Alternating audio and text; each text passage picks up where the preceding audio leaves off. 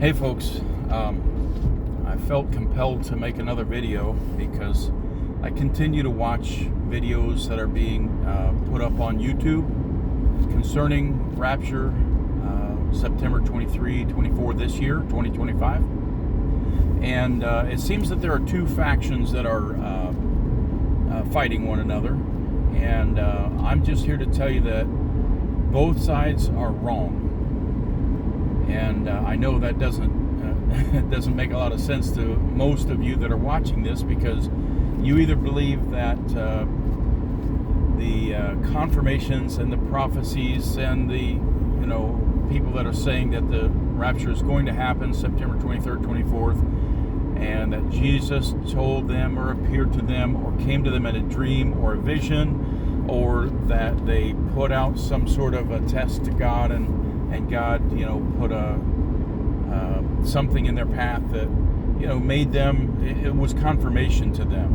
I'm not sure where that word really started, but it seems to be all the rage right now. Confirmation. And then the other side, of course, is, no, those are all false prophets. It's from the devil because of this verse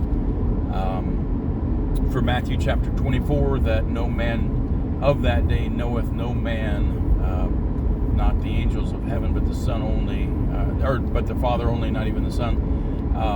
So they use that verse. As a matter of fact, both sides are using that verse.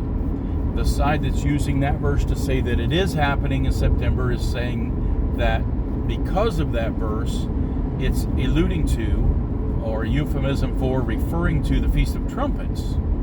And of course, then they use the 7,000 years. This is what they say is, and they may be right, 6,000 years from creation to now.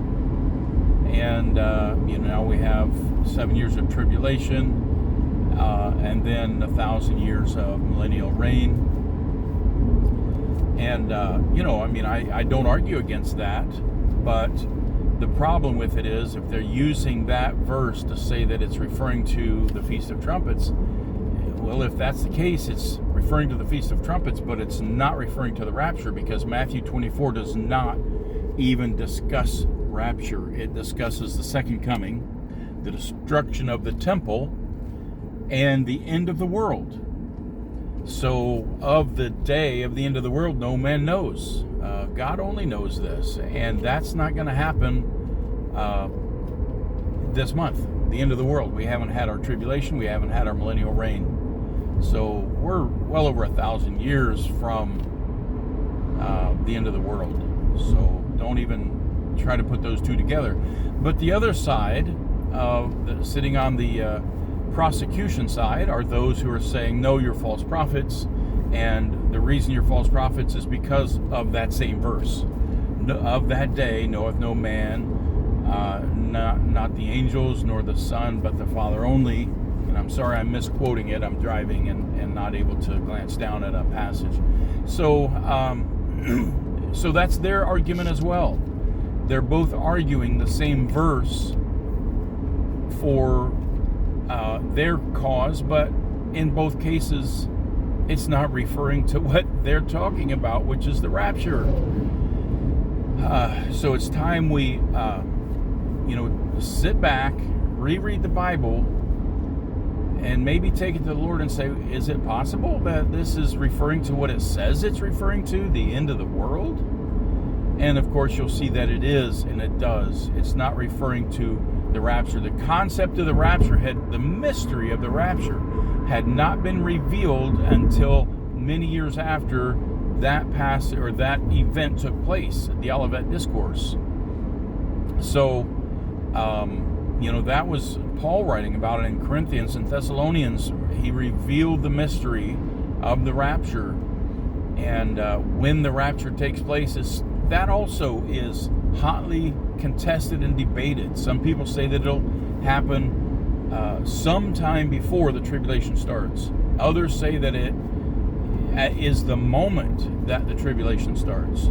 Still others say it's at the midway point of the tribulation period, and some say that it's at the end of the 7-year tribulation period, at the resurrection and second coming of Christ.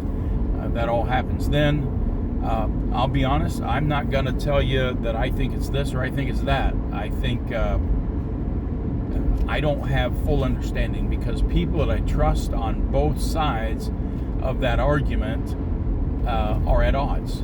So how can I know which one it is? I can ask God, and I do, and I have, and God has not revealed it to me.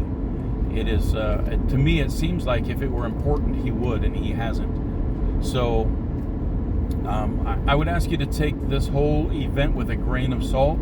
It may be the beginning of a big falling away, because the Bible does refer to a great falling away, and I think many people are going to lose faith as a result of September 25th coming about, and they're still in their seat, and they're still in their job, or they're still sitting at home waiting, and it hasn't happened. Now, is it possible?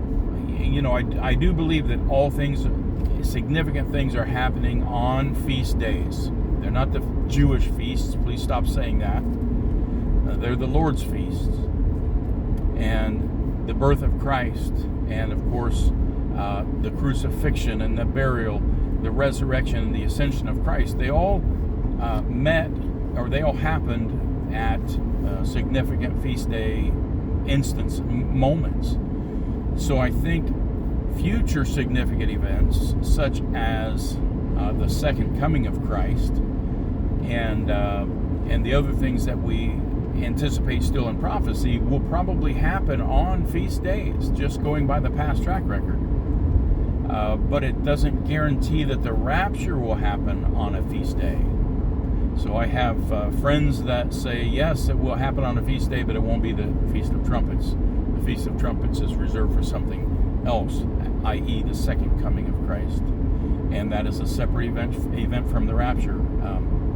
So please don't get bogged down and convoluted with the rapture and the second coming being the same event. And there are so many preachers, they know they're not the same event, and yet they use that verse about the second coming or about the end of the world, and they use it to refer to the rapture. And to those preachers I say, you are being deceptive, and it's time for you to step down, go get an actual job, earn an actual paycheck, and leave the Bible to people that aren't trying to deceive and trying to play people and pit people one against another. I don't want anybody to argue with each other. I want everyone to just put your nose in your book, pray, and then discuss it rationally and logically. Don't come at it as, I'm a Cleveland Browns fan, or I'm a Cincinnati Bengals fan, so no matter which one it is or what they do, that's my team. Listen, the pre-tribulation rapture on a day that no man knows, that's my team, and I'm going to stick with it. And then there's the others that say, I know it's going to be this day because of no man knows the day or the hour, being the Feast of Trumpets. That's my team, and I'm going to stick to it no matter what. Listen, get off the team and get on God's team. And God's team is open heart, open mind, willingness to say, maybe I don't know everything. In other words, swallow your pride along with a slice of humble pie, and let's learn the Bible. Let's submit to God, and let's listen to Him speak through His Word. We're not listening for a man to tell us what God said. We're listening to the Word, and we can see and hear what God said. We don't have to hear what some man from Africa or some woman from America who had a dream has to say. We just need to listen to the Word. Read it. Listen to it. It's a really good idea, and I'm guilty of not doing this often enough, but just, if you're not doing anything, don't listen to music. Listen to God's Word being read straight from the Bible. Alexander Scourby. I loved, when I was young, falling asleep listening to Alexander Scourby reading God's Word, and I had a record player that played it slow because my belt was broken, so I used a rubber band, and I had to have a different cog, and I listened to those on LP and read it real slow. And maybe that's why I talk a little slower than most people, because I spent so much time listening to God's Word being read to me very slowly, very concisely. Now that I'm older, and I've heard it so many times, if anything, I want to speed it up.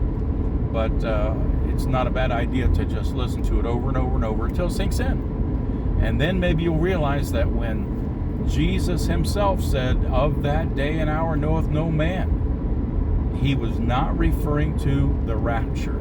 It was not mentioned up to that point, it was not introduced at that point. It was referring to the destruction of the temple, his second coming, and of the end of the world. So, I'd love to see comments. If you disagree with me, tell me why. I'll read it. I'll listen to it. I'll go back to the Word and say, "Hey, I'm right," or "Hey, I'm wrong." If you understand this and you realize that, hey, I've been mistaken, I'd love to hear that too. Not because of pride, but because other people will be encouraged to look into the Word for themselves and realize that we've been wrong this whole time. We've been talking all wrong. You're talking to my boy all wrong. So, hey, thanks for watching. I'm not monetizing. I'm not trying to make money. I'm left my work just a moment ago to go to an appointment, and then I'm going back. That's how I make my money. I don't make my money off of YouTube. YouTube is a tool, and it's used by the devil more than it's used by God, and I hope to maybe turn that tide a little bit. Thanks again, and I'll see you tomorrow.